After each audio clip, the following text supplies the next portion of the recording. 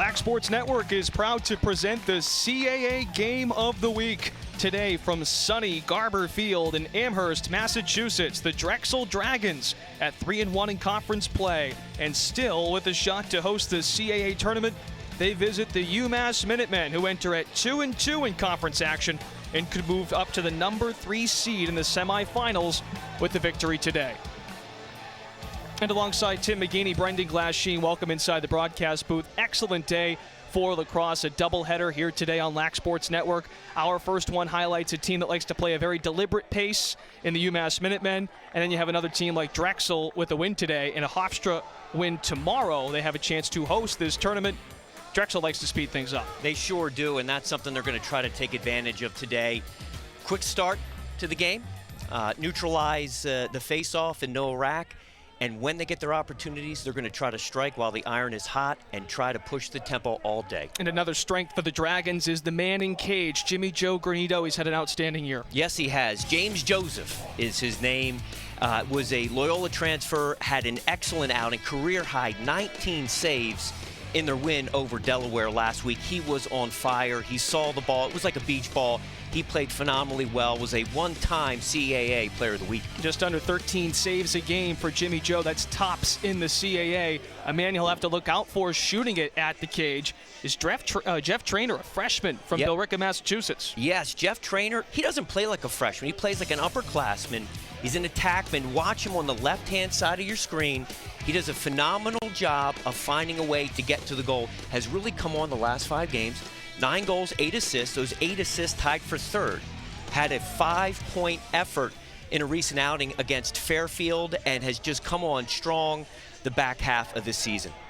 And now we take a look at the numbers, Tim. You put these two side by side. You mentioned the numbers for Traynor. 5 of those 9 goals have come in conference play. Yes, and he's not shying away from the competition of the CAA. In fact, he's stepping up his game, and that's something that Coach Cannella wanted him to do to assert himself on that attack.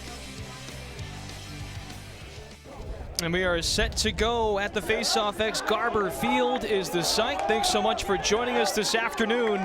Game 1 of a doubleheader on Lax Sports Network. We have Fairfield and Delaware coming up next. First we have Drexel and UMass. Noah Rack is at the X. He leads the CAA in face-off percentage at 61%, and the Minutemen live up to the bill, win the opening face-off. Again, he does such a nice job getting that clamp, getting the ball. Does a great job also of winning ground balls to himself. Brian Volker is the head coach of Drexel, and he points out UMass generates a lot of its offense from the midfield and off the wings. That's one thing Rack has improved on into his junior season. UMass turns it over, and Drexel to get things started offensively. Minutemen this year averaging about 13 turnovers a game. Not a great start for Drexel. We got a flag down. Again, one of the keys to the game for Drexel here is going to be to push the tempo. So they got a free play with the flag down. UMass, though, on that opportunity, turnover and unforced error, they're not going to, that's just not going to win this game for them today. Cole Schaefer with the rare turnover, 15 in blue. We'll get to our keys to the game in just a moment. As Dylan Gruder called for a penalty from the far side of the field.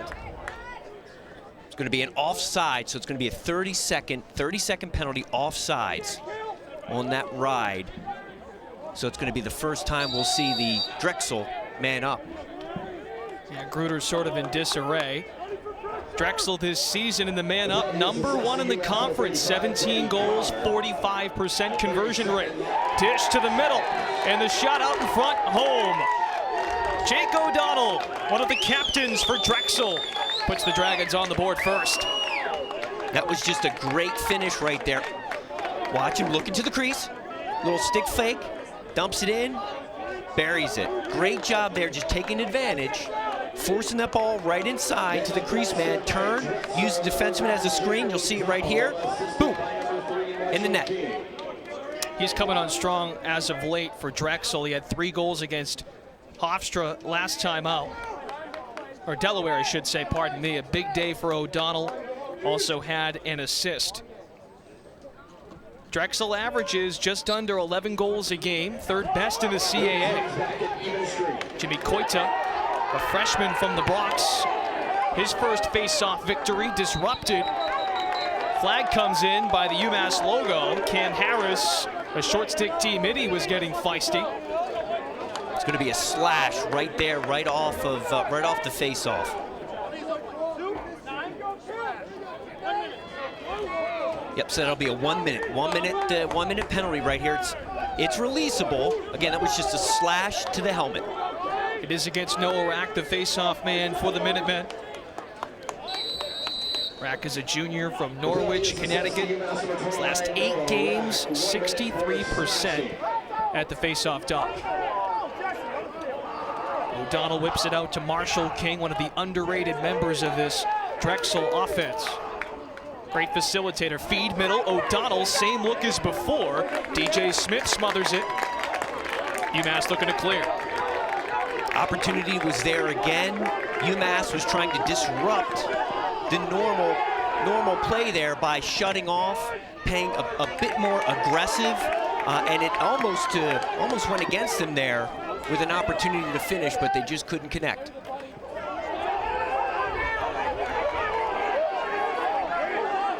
After the pile-on the near sideline, Minutemen come up with it. Jesse Long, a freshman from Brookline, Massachusetts, rushes down the end line. He's being covered up by Will Stabbert, one of the top defensemen for Drexel. Even strength for both sides. Coach Cannell is not going to be happy with the way this game has started. Had a possession, led to a turnover, then a penalty, and then they gave up a goal. It's just not the chemistry that's going to lead to victory for the Gorillas today. Feed middle, shot, Consoletti just bounced off the side. Jimmy Joe Granito protecting that strong side. UMass has a chance to reset. Granito did a nice job there. Great positioning, saved it with his foot.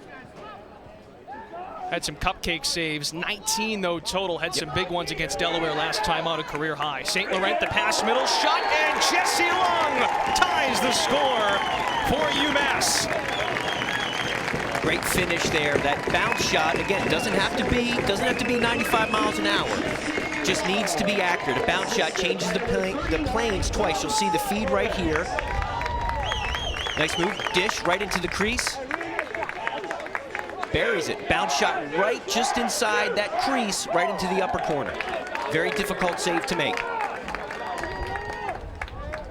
5 goals now for Jesse Long in his 10th game played, just a freshman.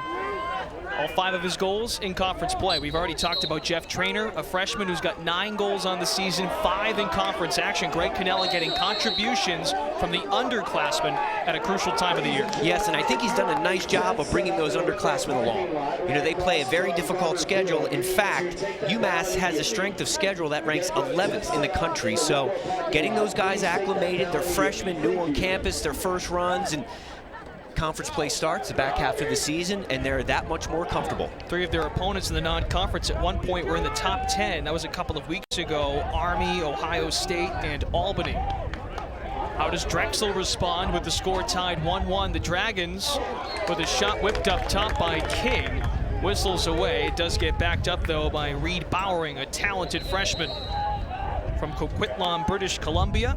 Was the Inside Lacrosse Offensive Player of the Week 2 weeks ago. Feed to Schaefer. And a turnover against Drexel.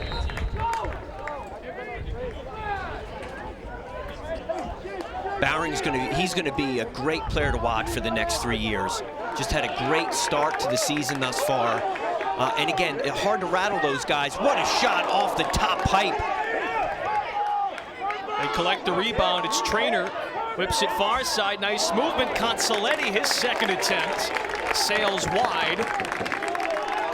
Buddy Carr, though, the junior from Exeter, New Hampshire, grabs it for UMass. So much for that deliberate style. They sped things up that time. They sure did. And, you know, again, I think Coach Cannell is smart. He realizes that that's the book on them. They want to contain the pace of play, but at the same time, you know, while they are in the CAA playoffs, they want to win this game. Biancan gets rid of it. Here's Ben Spencer, a sophomore from California, Danville. Whips it to Trainer. Feed middle. There's Consoletti. He loves that twirling action out in front, but he comes up empty. Yes, again, Drexel did a nice job of collapsing that inside. They need to do a better job, and you know, even Coach Volker even mentioned this during the week. They need to do a better job of controlling the middle of the field and helping out Granito so that he doesn't have to bail them out. That's something you touched on earlier today. You know, how does Drexel firm things up in front of Granito? It hasn't been to a T defensively. Right, and UMass is attacking them right away. They're attacking that crease area, that middle of the field, again, because that's one of the weaknesses for this Drexel ball club. They are prone to give up goals in front, and again, Delaware, Granito played great. Just played great, but you know, the recipe to success in the postseason is to have obviously solid goaltender play, but you need that team defense, you know, to come together at the right time. Coming up on 6 minutes in first quarter, UMass at home, a chance to go to 3-2. They can finish as high as third in the CAA standings. Drexel with a win today, a Hofstra win tomorrow, can clinch the #1 seed. Off the rebound, Bowering in the right spot. He cleans up the mess and gives Drexel the lead back. Sure does. What Drexel did there, they recognized UMass went into a zone. Went into the zone, so they allowed UMass to get set up. And again, Bowering, you know, playing box across, you got to catch it in tight. Watch this handle right here. Unbelievable. Very much under control.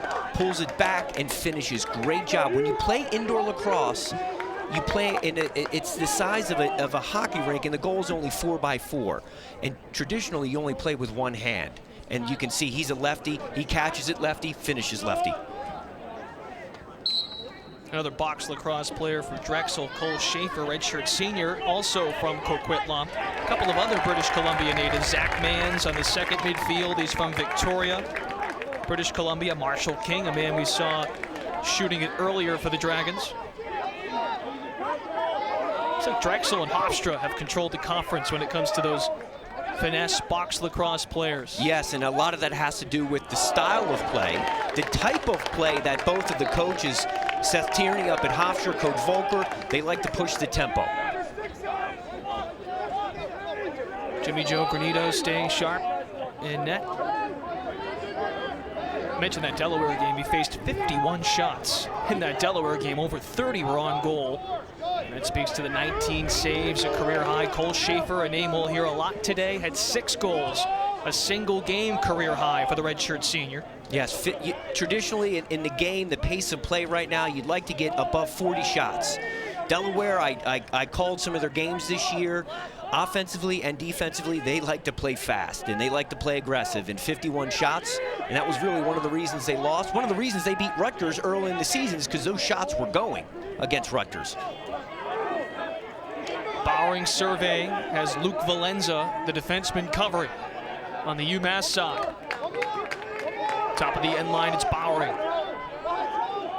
Halfway through the first quarter, 2-1 Drexel. Wanted to make it 3-1. Joe Rinaldi with a rocket over the pipe. Bowering there. Don't forget Delaware and Fairfield coming up after this game tonight, 7 o'clock face-off right here on Lax Sports Network. Yes, and that's going to be Coach Bob Schillinglaw's final game after 39 seasons in Newark, Delaware. Not only is he a great coach, but just a great human being. Wind up. Shot's good. Robert Frazee in on the action. Third different Drexel scorer. Watch him get to the top side. Right here, they work the ball around, find the matchup. Slow to get out to him, and when you don't get into the hands of an attackman or a midfielder 8 yards from the goal, and they put it on goal, those shots are going to go in. It's so critical to disrupt those shots. Kudos to him to get that one off clean, recognizing what UMass was giving him, taking advantage and bearing it. Frazee's 22nd goal to match the jersey number. He had 24 last year to lead the Dragons. Quickly off the faceoff, Rack was dialed in, rushing into the X. Now Rack there for the ground ball. Gets plucked near Drexel's side. Stabber trying to angle for it. Buddy Carr was the lone Minutemen player, that white jersey surrounded by Navy. And Drexel possesses. O'Donnell gets over the midway line, 2-goal lead with 6.5 to play in the first quarter. And from an efficiency standpoint, one of the things to analyze, it drilled down a little bit deeper with the face-off numbers, is right now Rack, 30% of all attempts, he picks up the ground ball, and that is one of the leaders in Division I. So he wins it to himself. He's not afraid to pick up the ground ball, obviously with 53 ground balls coming into this game. Rack has already won 4 of 5 face-offs this afternoon in Amherst. O'Donnell hanging out in the middle, number 1 in blue. Now they get it outside to Chris Friedman. On the end line, nice stop by Smith, ball loose. It is UMass possession, a great save by Smith. Great save, stepped in the crease, but a quick restart, quick whistle. UMass is pushing it. It's unlike the Minutemen this year, averaging over 8.5 goals a game. But they are second in the CAA when it comes to assists per game. Yes. We've talked about Rack, he's a great face-off guy. And they've cleaned things up in the clear game. Yes, they have, and I think the assist percentages are very important for them because of their style of play. Again, they don't have a lot of guys that are just going to beat their matchups one-on-one, go to the goal and score. It's going to be a team effort to get points on the board. St. Laurent gets it to Bianchen, a senior from Ontario. Bianchen made a man fall. Extra pass to Dan Muller, redshirt senior. And off the dish, turned over by UMass. Another turnover number 4 for the Minutemen already. Exactly, and again, that is not a recipe to success for a team that is deliberate with their style of play, and that's something Coach Cannell's obviously going to address. But at this point in the season, the guys know it when they make a turnover. They know it.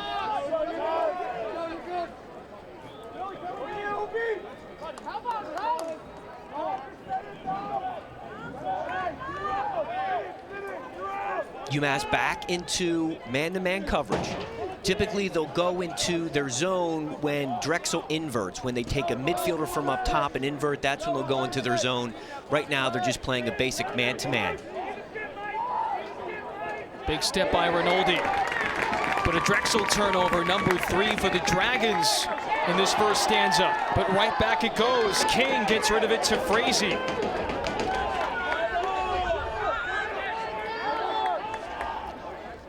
Just unfortunate. One of the things that you want to do, it's a mantra. You know, when I coach and when I played, it was when you clear the ball, make the first easy pass. And if it's not there, just keep the momentum going and keep running upfield. Right there, threw it back into the middle of the field, was picked off. Rinaldi angling, shovel shot, stopped by Smith, down to one knee. UMass turned it over last time on a clear attempt. They rush over the line this time. Philpott, pardon me, a redshirt freshman from Sandwich, Massachusetts. That second midline checks in, Trainer in there. Exactly. Trainer's going to want the short stick matchup. If he gets it, he will try to push that. You know, again, as we had talked about in the pregame, UMass likes to attack from out top. They don't have much from behind. You know, their offense is generated from their midfield up in front of the goal. Jimmy Joe Granito thus far has faced 5 UMass shots, 3 of them on goal. Number 1 in saves per game in the CAA, Jimmy Joe Granito. Trainer, loop pass outside, Bogart, the step, he buries it. So Drexel did a smart job. They adjusted. They got their long stick midi out on Trainer, but Trainer took it, drew the attention, made a nice skip pass, and good shot. Bogart took just 3 shots against Hofstra last game, and that was a concern that Greg Cannella mentioned. Hofstra defensively really shut down Muller and Bogart, two of their top shooters. They lead the team in shots. Bogart has 74 shots this year. He had no goals in the Hofstra game last week. He's now got 24 goals on the season. So nice confidence booster for him to get that ball in the back of the net. It is, and especially at this stage in the game, very important. Brings it back to within one. Again, just got to shoot, and I think that's what he wanted to do. Got a nice shot off there. Looks like we've got a procedure, so it's going to be UMass ball. Got to also give Hofstra credit. Their defense is very good, and they probably have one of the best goalies in the game in Kincannon. So, but again, their defense is very aggressive, and that's why Hofstra, you know, at one point in the season was not only undefeated but ranked #1 in the country. The Pride at number 9 in this week's Inside Lacrosse poll.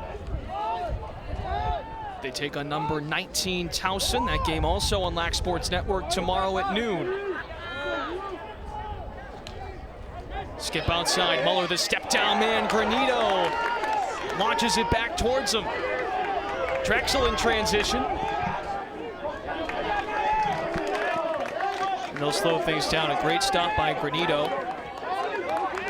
And the ground ball wound up in the right place for Drexel to set things up. Smart play by Drexel there. It looked like for a moment they had an opportunity for a 4-on-3 break, but credit UMass getting back into the hole to nullify that break. They elected to pull it out, settle it down, play 6-on-6 across.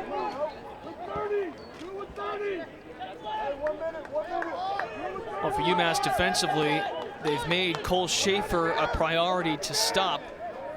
He's number 15. Schaefer right now at the top of the box.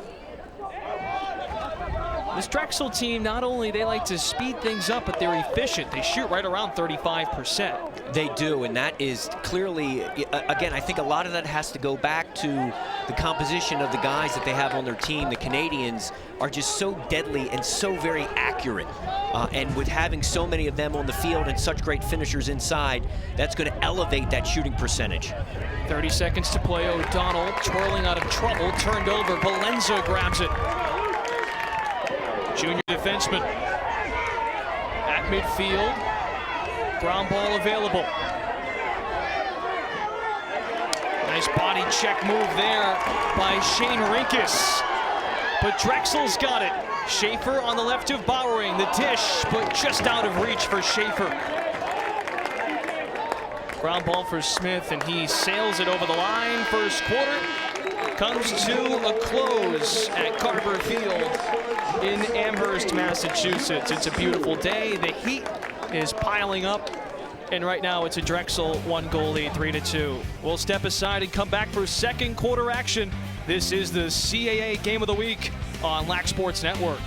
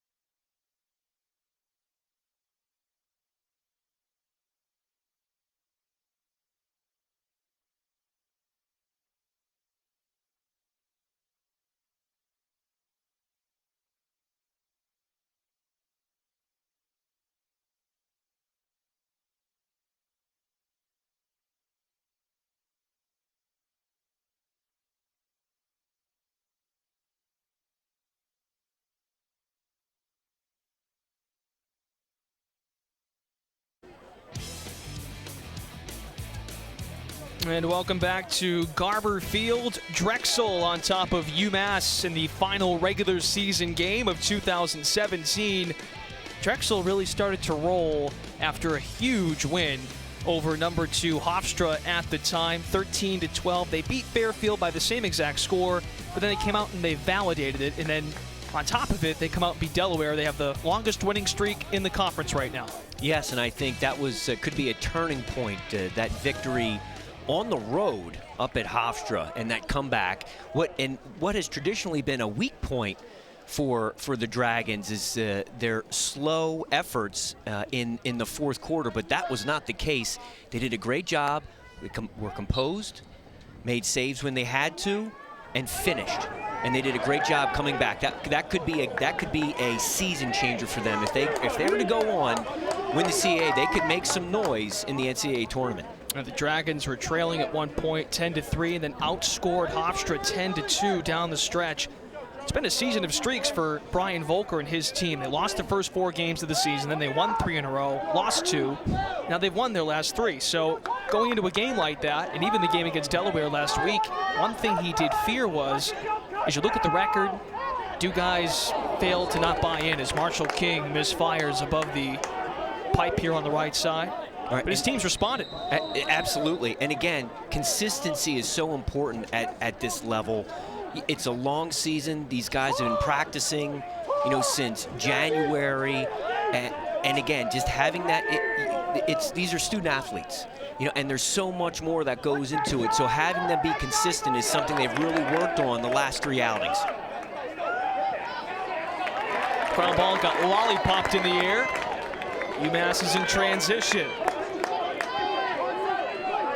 Phil Pott, the midfielder, had his stick cranked back. UMass does grab the ground ball. Well, for Drexel, a chance at the number 1 seed. That was a rocket from up top. That sure Mike McDonough. As a former goalie, I used to hate when long poles would shoot. They can shoot the ball. That thing is coming out of a 6-foot pole. You don't know where it's coming. Most of the time, the defensemen shooting don't know where it's going. And so I used to hate facing those shots. They're coming at you 95 miles an hour. Mike McDonough has 1 assist this year as a long stick midi, sophomore from West Barnstable, Massachusetts. These defensemen sort of want to get a chance to score a goal. We saw Isaac Paparo score a goal here a couple of weeks ago. Bounce shot is home. St. Laurent, redshirt sophomore, 4th goal of the season. Great effort there. That's just an individual effort. Won his matchup, has the short stick, which is what he wanted. Quick hockey stop right there, puts it in his left hand, buries it low. Notice his eyes were up high, but he finished down low. That was great deception by him. As you can see, great camera angle here. Gets inside, head up, buries it low. Hats off to our crew for that excellent angle. Buddy Carr was sort of plowing that opening down the end line. Absolutely. UMass has tied the score. Absolutely. That, again, it's just a great take, great recognition. Very settled, very comfortable. Put the stick back into his left hand and made a great finish.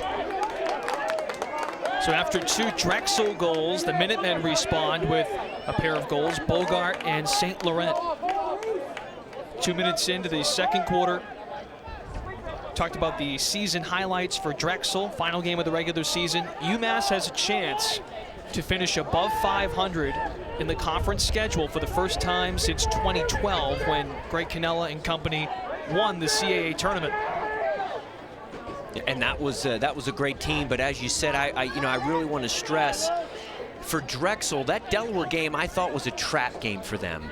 Again, because Delaware has such a potent offense, very aggressive defense. That could have been a trap game, but kudos to them for coming out strong and just dominating from the start. Schaefer gets fenced off. It comes the other way to Frazee and now Bowering. O'Donnell getting faced up. O'Donnell still looking. Great team defense by the Minutemen. An opening for Frazee. His shot glazes wide left. Frazee already has a goal today. Hit 4 goals last year, 3 on the man up. against UMass. That game last year in Philadelphia at Vitus Field.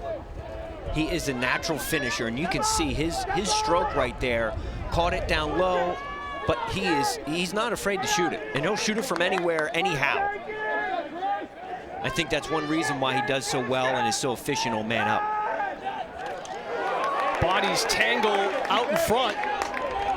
Bowering lost it for a moment. O'Donnell always seems like he's in the right spot. Flag comes down. O'Donnell trying to get rid of it somehow.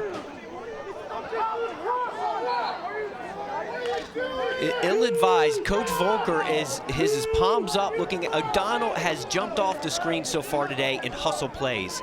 At the end of the first quarter, he stopped what could have been a UMass fast break. That one came up with a huge ground ball. Ill-advised behind the back shot. I think Coach Volker is going to want that one back, but nonetheless, it's going to be a man up here for the Dragons. Both teams have taken 10 shots, 6 on goal for Drexel, 5 for UMass. 6 turnovers apiece, 3 caused turnovers also, and we are tied 3-3. Very even game, which we knew it was going to be a tight game. Didn't know if it was going to be a low-scoring or high-scoring affair, but you know, we knew it was going to be tight. These teams are evenly matched. King sweeps it middle. Schaefer's on the board. Finds the bottom shelf, and Cole Schaefer, 4th different goal scorer for Drexel. They love to mix things up. They sure do, and that makes it difficult for the opposing defense. They've got 6 guys who are real threats to score. Kudos to King, though. He does a great job at running the point on the man up, just finding, using deception, and getting the ball where it needs to go. Another assist for him. He leads the team this season in assists. King now with 10 assists on the year. Schaefer 34 goals. Leads the team in shots with 75. Top 3 goal scorer in the CAA. UMass controls the face-off. Koita rushes off the field, and play resumes. That was an illegal procedure. Nice trail check. Shane Rinkus, his stick goes flying in the top right corner of your screen. Jude Whalen, the long stick, was the man there to bother him. Whalen did a great job of causing the turnover, but what happened there is he flipped the UMass player's stick, and the referee called that illegal procedure, keeping the ball with UMass. That was the right call there, right call. Things get straightened out. First look of Jake Lizoskis, a junior from Derry, New Hampshire. Like many of these New Hampshire natives and Massachusetts natives, 16 to be exact for UMass. They played for the New Hampshire Tomahawks, or team Laxachusetts, for their AAU lacrosse. Jesse Lung has already scored today. He's a freshman. Covered up tightly by Brendan Fabian. Tough shot, but it goes down. Jesse Lung at it again, 2nd today. What a finish. Watch his body, and then watch where he finishes this into the upper right-hand corner. Throws it back, and again, knowing that Granito is a left-handed goalie, he puts it over his off. Oh, here's a great angle coming up right here. Beats his man underneath, goes straight upfield, and shoots it right back to the near pipe. Granito's got to do a better job. He was guessing low on that one and got beat. Great read by the freshman from Brookline, Mass. You can see the hands drop slightly, and then right on cue, he fires. Lung's got 2, and all of his goals have come in conference play. He's picked a great time to get hot. Greg Cannella keeping his weapons available for the end of the season. UMass no longer shocking people at 2-2 in the league. Costly turnover by Drexel. Koita, the face-off guy. UMass wants to speed it up, something we didn't see coming before the game today. Minutemen have 4 goals, and they average just under 9 per game on the season. Again, 2 points with Coach Canelo there. Again, very similar to how Duke attacks the season. Slower starts at times, especially when you have a lot of freshmen who are going to contribute. Bring them along slowly, get them used to the daily grind, and then as the weather heats up, so do they. It's interesting too, as Coach Canella has devoted lots of time in practice and getting ready for the season to let some of his younger players dominate the ball. We've seen Trainer, who he highlighted, Ben Spencer, a sophomore, long just possessed the ball a ton behind the cage. That shot, by the way, was off by Charlie O'Brien, another freshman. It's pretty impressive. I mean, he's got Bogart out there as his step-down guy, if you will, right. And then he's letting some of the younger players really dictate the tempo. And again, I think he's also using today as almost a platform to maybe pick up the pace of play a little bit. Again, yes, there are things on the line. They could finish as high as the 3rd seed, but at the same time, I think he's using it as an opportunity just to see what his guys can do. Maybe, again, take the wrappers off a little bit and let them play a little bit faster. Great ride by the UMass defense. Tight man-to-man works out. UMass in transition, Tyler Weeks, but it's turned over. Marshall King plucks it away.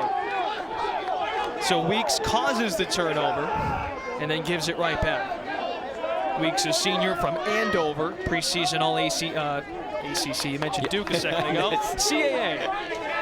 With 7.5 to play, first half, midway through the second quarter. Their first time out, Brian Volker. His 8th season with the Dragons, wants to chat things over. We'll take the break as well. Drexel and UMass tied up 4-4. It's game 1 of our CAA Game of the Week doubleheader. Come back for the finish here at Garber Field.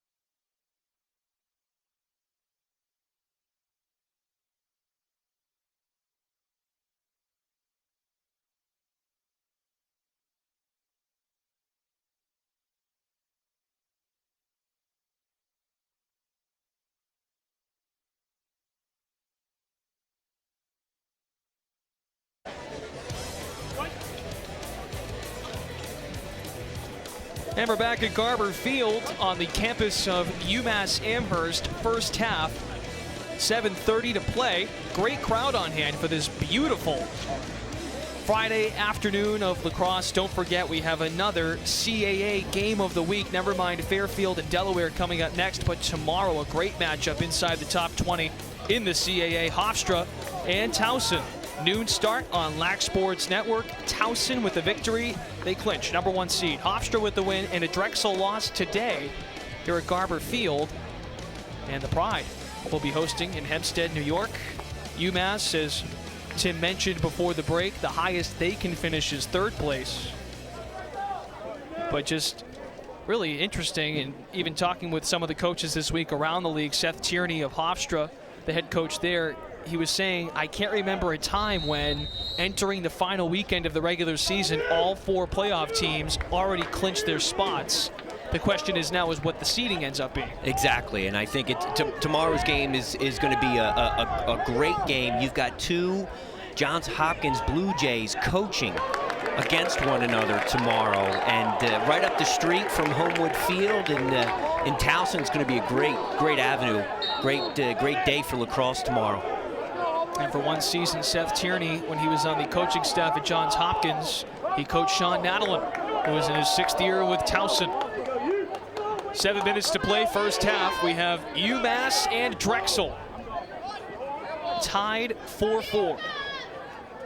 The matchup has been entirely even. The only slight edge, UMass has won 6 of 10 faceoffs, just 4 for Drexel. We knew that was a strength for the Minutemen coming in. Trainer, tight feed, the shot off balance. Might have nicked the pipe on the right. Goes down as a save, though, for Jimmy Joe Granito. He may have gotten a stick on. That's the one thing. He's a bigger-bodied goalie, that lefty. His hands are lightning quick.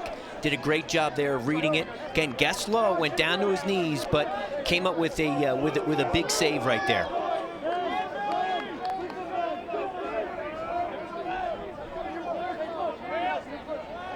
Last year, these two teams met up in Philadelphia, 10-5 win for Drexel.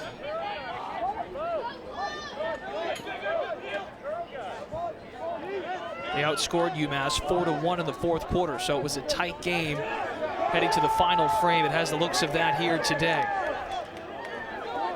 Jake O'Donnell got the scoring started. Marshall King in stride, puts it home. Drexel's got the lead again. King is having a great day, both with 2 assists and a finisher right there. Did a great job on the substitution game. Little give and go, right back to him, and just buries it on the run. 5-hole, nice job, again, to recognize the opportunities put in front of him. He took advantage of it and was able to get his hands free. Buried it to give Drexel a 1-goal advantage with 5:49 left in the second. Shot totals are dead even. 8 on goal for Drexel, 12 total, and UMass has 1 more shot attempt, 13, 7 on goal. It's been a good day for King. He's got a goal and an assist today.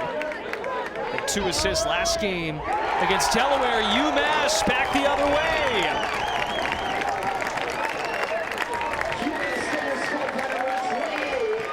What do you expect from these two teams? Again, you would think maybe not much on the line. There's a lot on the line. Number 1 is pride.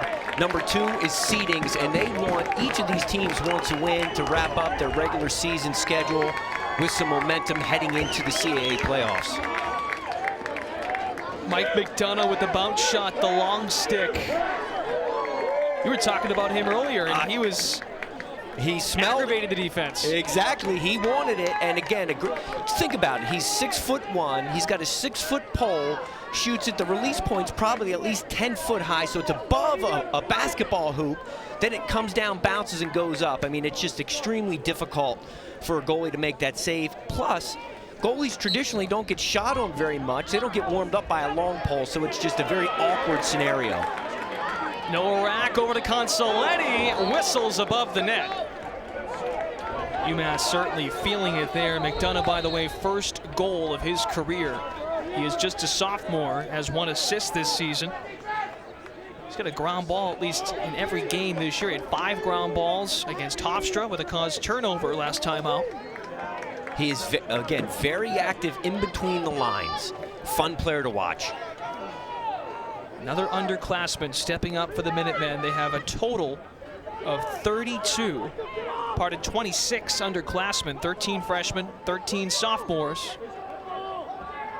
They've made a significant impact in this one with under 5 to play in this first half. Score tied 5-5. Consoletti looking to dash out of traffic. Muller is open on the left. St. Laurent rolls it out. Now the Minutemen transition into this deliberate pace. Looking for their matchups. They have one right here. Want to try to take that short stick to the goal. Look for a drive here down the right side. Muller fires and his bouncer wide. Muller's been quiet today. He had just 1 shot attempt last game against Hofstra. He's trying to get himself going here. It was a good opportunity. Saw the short stick again. They cleared out for him down the right-hand side. Little roll back here. Very nice job. Very good defense by Drexel. Looking for someone to score 2 consecutive goals since the end of the first into the second. Off the top of the pipe. My, oh my. Can't get any closer than that. No. That would not have been an over and back, by the way. Again, a shot that hits off of the pipe and goes across the midfield line is not considered over and back.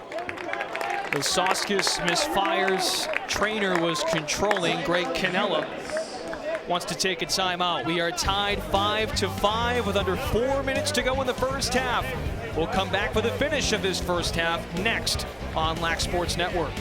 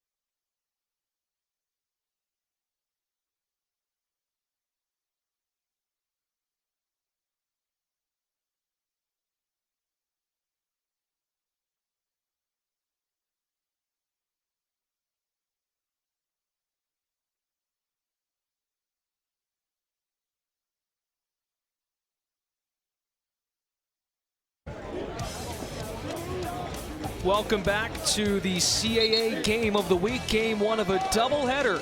First one here at Garber Field, score tied 5-5.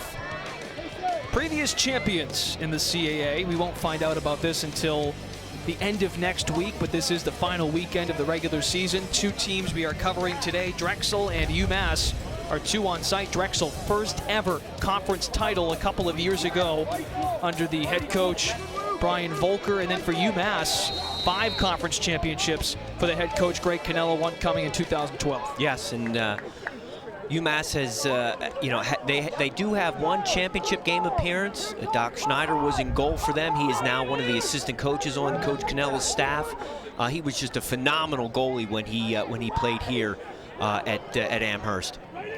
Bogart reels it in, attacks the crease. Little fake skip pass. Now it's out to Muller. Muller fires. Granito getting down low, shoves it away. Back Granito's way. The tip in good. It's Jesse Long again. Hat trick for the freshman. Watch this finish. Does a great job picking it up and then shuffles it in. Wonderful finish. That was an excellent save by Granito initially, but again, gave up the rebound. So like in hockey, that is then a free ball, free play. Did a great job of scooping it up and putting it home backhanded. UMass with the lead 6-5. We have traded back and forth in this first half. The Minutemen have scored the game's 3 of last 4 total goals. As you can see it right there, just so crafty. Was able to pick it up, and it's amazing. Both teams, the awareness around the crease to just pick the ball up, pick the loose balls up, and just finish with composure. Turnover by UMass offensively with under 3 to play in this first half. The Minutemen appeared in the CAA title game in 2015, and the last time they finished above 500 in conference play was 2012, the year in which Greg Cannella's team won the conference championship. Drexel last won it, as you saw moments ago, in 2014. They hosted the tournament that year in Philadelphia. They have a chance to do that again. The Dragons win today, and Hofstra beats Towson tomorrow down in Maryland. That would be the scenario. So it looks like here UMass is doing the shutting off. Excellent save, great control there. UMass was, again, they mixed it up a little bit. They were shutting off Frazif while he was behind, limiting him with the opportunities to get possession of the ball and go to the goal. DJ Smith has matched Jimmy Joe Granito. Each have 4 saves here today. Paparo, the defenseman. He gives it off, and now under Philpott, UMass sets it up. Cam Harris, the short stick on him.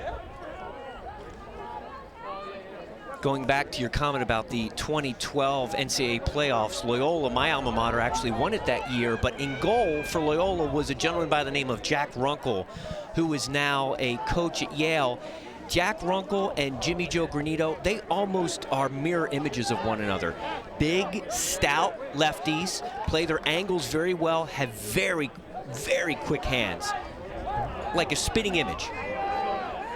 Lisowskis, the dish to Spencer.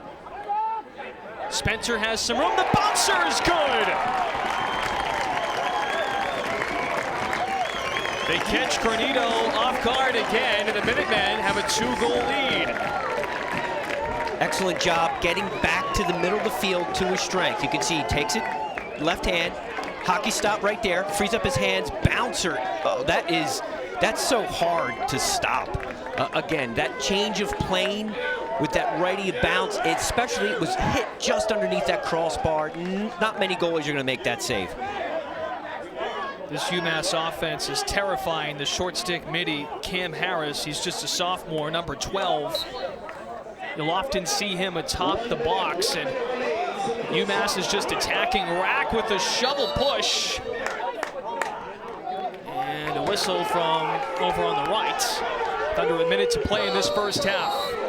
UMass on a 3-0 run. Minutemen have scored 4 of the last 5 goals. Starting to take advantage of the home field. And Coach Volker will use his second timeout. We'll keep it here with UMass leading by 2. Not surprised with that timeout call. Coach Volker, I think, senses, again, what's at stake here. They're now down by 2, 45 seconds left. He can't take those timeouts into halftime, so might as well use it, get a play set up, figure out how they want to attack. They're going to try to hold it. Again, try to hold it for the last shot of the game, so expect them about a last shot of the half, hold it to about 15 seconds or so, and then advance to the goal unless there's a wide open opportunity for them to try to bring this game back to a one goal deficit. Take a look at this recent run by the Minutemen. Here's the one where Granito makes the part, and there's Long on that shot. Nice pump of the fist there by the freshman.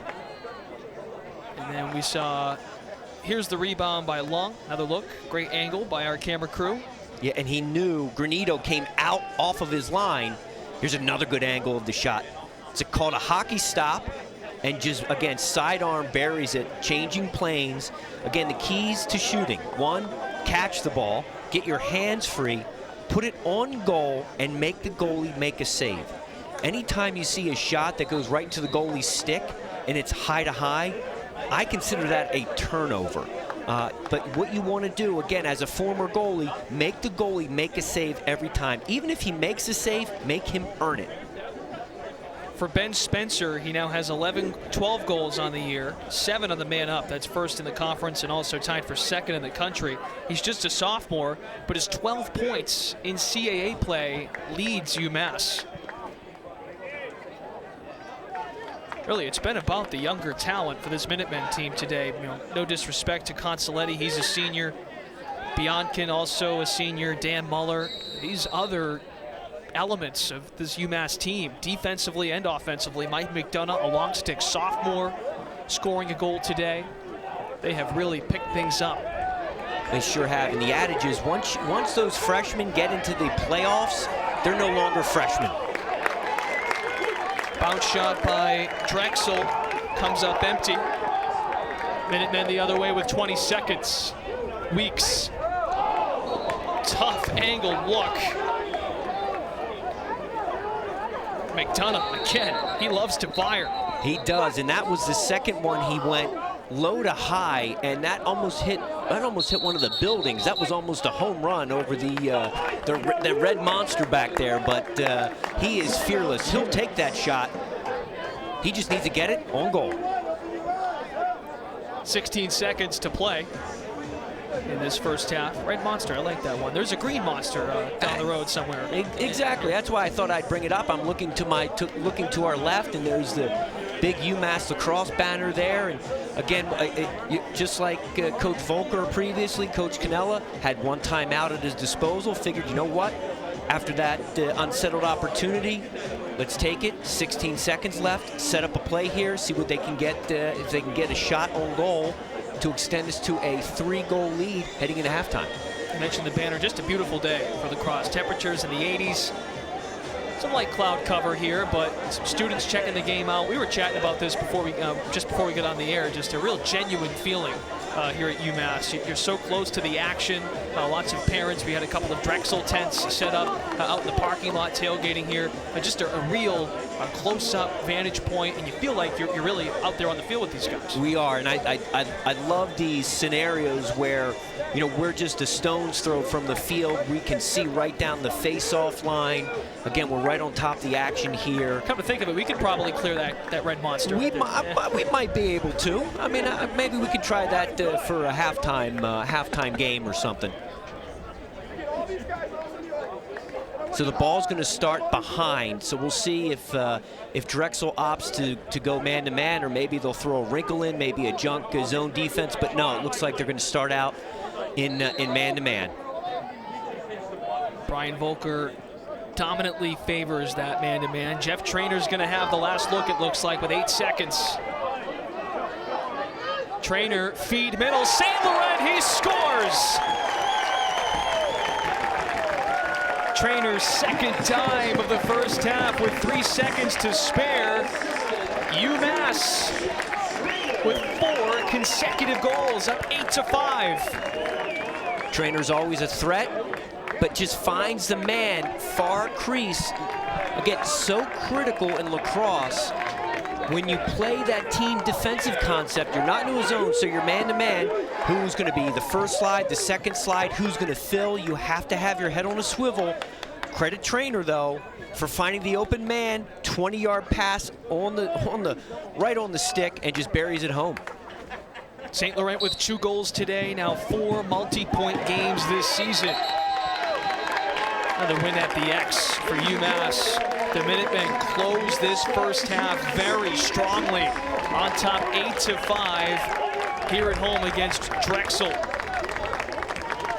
Outstanding first half, to say the least. We have a lot more coming. We have another game we have to preview during this halftime break. It's all about the CAA. Our score, UMass 8, Drexel 5. But before we go, we have to make sure we grab the head coach of the Minutemen, Greg Cannella. He'll be with us in just a moment. 8-5 lead for the Minutemen. Drexel with just 5 goals. They average just over 10 per contest. And Coach Cannella is joining us now. Coach, thanks for your time here at the half. 8-5 advantage. A lot of your younger players are playing very aggressively, and your offense has sort of sped up. What's led to that today? Well, I mean, we're just playing as fast as we can. We know Drexel's a really explosive team, so you know, we feel we have to score in the double digits plus in order to win the game. And so, you know, we've had a lot of unforced turnovers in the first quarter. In the second quarter, we did, and we put the ball in the net. So that's where we're at right now. Yeah, Coach, great job again putting the gas down and going out to a 3-goal lead. What are some of the keys that you're going to talk to your troops about at halftime, again, to make sure they don't let up going into the second half? Yeah, it's not about letting up. It's about being composed as a group offense. You know, in a clear game, again, we had too many unforced turnovers in the first half. And then defensively, it's to really play really well off the ball. This team really slings the ball around, and you got to mark guys cutting into the crease after they pass the ball and give and goes. And you know, our defense so far has done a decent job. We got to be really strong there in the second half. They'll come out, and they'll come out firing. Okay, Coach, thanks for the time. Best of luck. Coach Cannella, year number 23 as the head coach at UMass. His squad leads 8-5 at the half here at Garber Field in Amherst. Again, our score, 8-5 lead for UMass. We'll be back in a few minutes for the second half. But first, an update on everything that's happening on this busy Friday in college lacrosse. We have a big weekend to preview. Final weekend of the regular season. We'll send it back to the LSN Broadcast Center.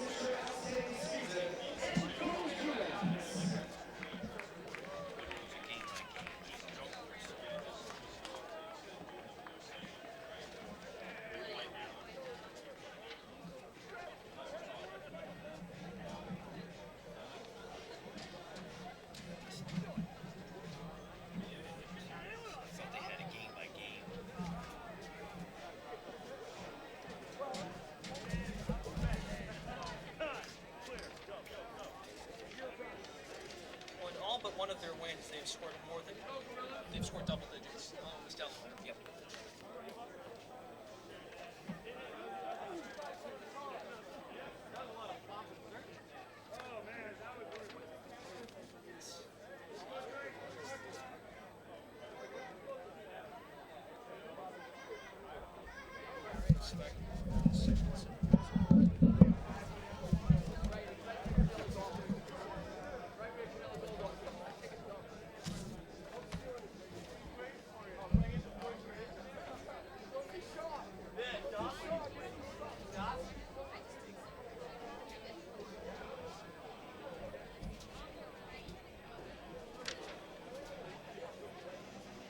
They lead at halftime this year. They're only 2-2.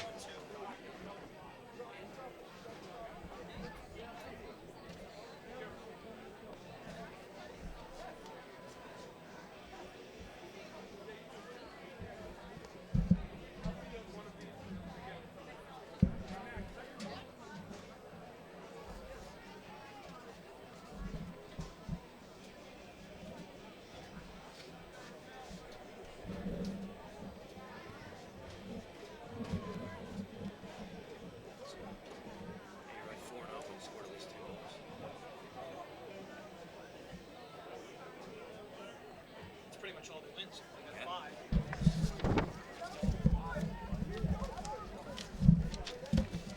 I would assume. I mean, 6 is that's yeah. 14 and averages 8 something a game. 6 would be a season.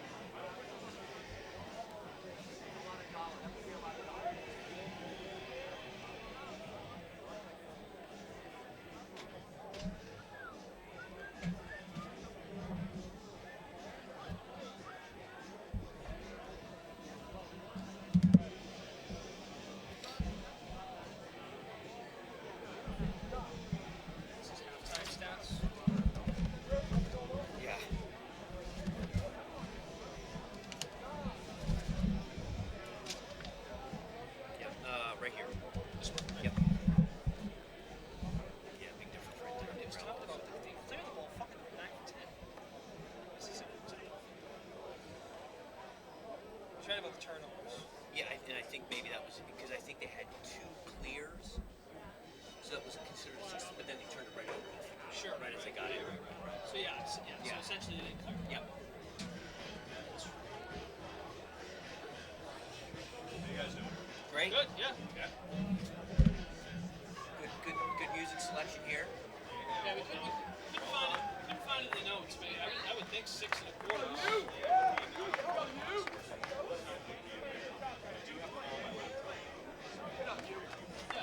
If you can't get it, no problem.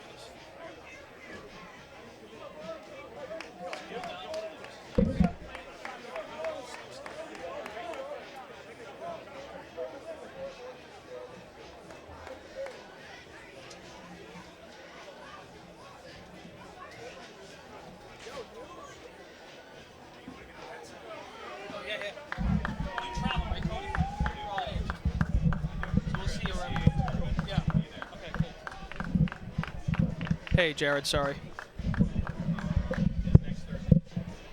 A minute? What do you want to come out to? Oh, right. I always forget about the coach's interview. I wish I forgot about it. Hi, Coach. How are you? I'm a bit better. Yeah, thank you. Thank you for your time. Okay. Okay. We have Brian on. Okay. Great. Okay.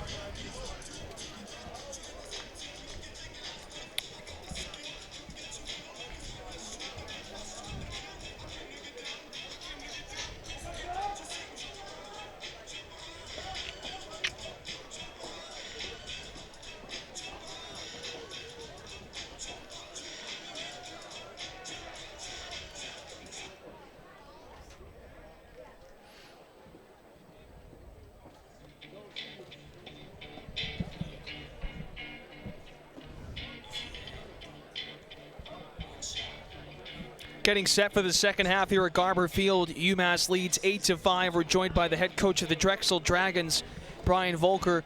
Hey, Coach, your guys were outshot by 9 in that first half, and it looked like UMass sort of picked up the pace on your man-to-man defense. What was the number one message at the half for your team? Well, I think we got out everything in that first half. I mean, they just played harder than we did. They made more plays. We made more mistakes. That's probably the only thing we outdid with them in that first half. We got to play better, and they've capitalized on some of our mistakes. And we got to step up and play better defense. We got to be better between the lines, and we got to capitalize on our opportunities on offense.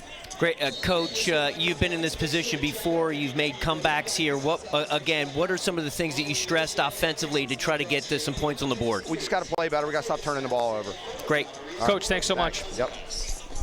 Brian Volker trying to get his team back to the CAA tournament like they did a year ago. They won the championship in 2014. Tim, let's look at the numbers side by side. It was pretty tight at the end of the first quarter, but UMass went on a 4-0 run to end that first half. They sure did, and that was the difference right there. And you expect those types of runs from a Drexel team, but again, I think UMass, that was a bit of a surprise. But you even heard Coach Cannella said, we're trying to play as fast as we can. And again, that's something that's good, because that's getting his players out of their comfort zone as they get ready for postseason play. So I think it's a great job by him, to kind of take some of the restrictions off of his players and let them play. And clearly they've done a nice job, and they capitalized it with those 4 straight goals. They took some risks, 3 penalties. They won 3 more face-offs. They took 9 more shots. Yeah, and I think you brought up a good point right there. Penalties. If they can stay out of the penalty box, Drexel 2-3 so far in the first half. 2 of their 5 goals came on man up. If you can stay out of the penalty box, that's going to be critical as we move towards the end of this contest. You don't want to give Drexel an opening to try to get back into the game. Meanwhile, this season, UMass, when they score 10 or more goals, 4-0. The only exception was the win over Delaware. They've got 8 already. 6 in that second quarter, the most in any game for a quarter this season. And you could hear the frustration on Coach Volker's voice. Again, was just not happy with any phase of the game. And I'm sure he let his guys know. Again, this is going to be a real test from a mental perspective. Again, how do they deal with, as Mike Tyson said, how do you deal when you get punched in the face? What's the plan? They've done it before, so they know they can do it. But again, they're on the road.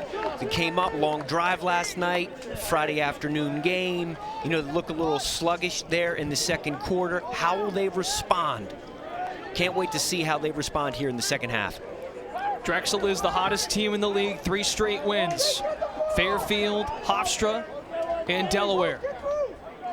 Here's Biankin, the senior.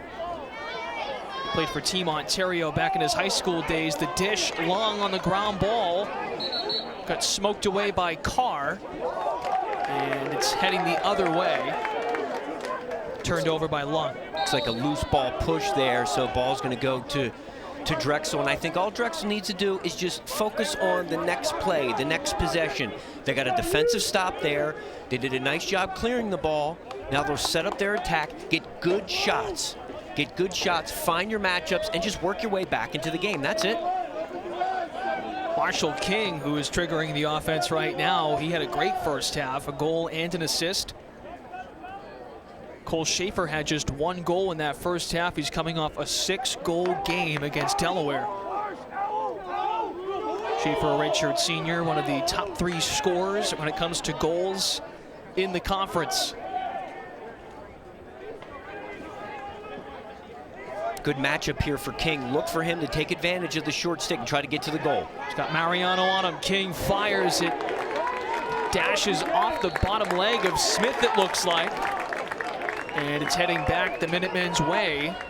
St. Laurent over to grab it. Low angle shot there, but again, Smith did a nice job of staying in position and took that one, looks like, off the foot. Sometimes that's all it takes, to stick the foot out. Absolutely. I lost plenty of toenails by my feet just getting in the way.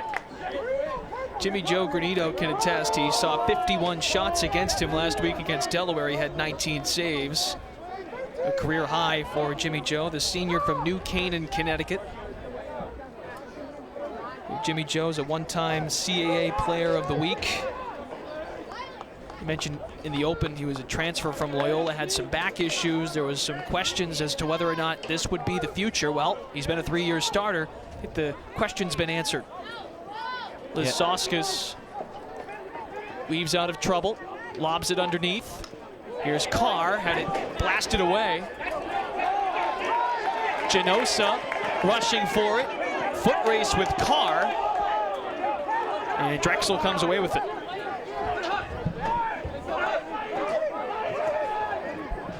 Drexel did a nice job there of, again, probably an ill-advised shovel pass, but stayed with it. And you've got 30 seconds. Great effort there.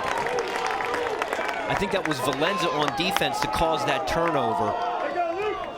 UMass had numbers for a moment. Carr caught off guard. Lizauskas looking to feed him out in front. Yeah, the first man to grab it was Jesse Lung around midfield. Now Genosa hits O'Donnell. He's a two-way player for this Drexel team. And I really like O'Donnell's style of play. He's all over the field. He's that throwback type of midi where he plays offense, he plays defense. He's willing to mix it up on ground balls. And again, those are the types of middies that really provide a spark to the team. Obviously, he's a contributor too, you know, with 8 goals and 9 assists coming into the contest.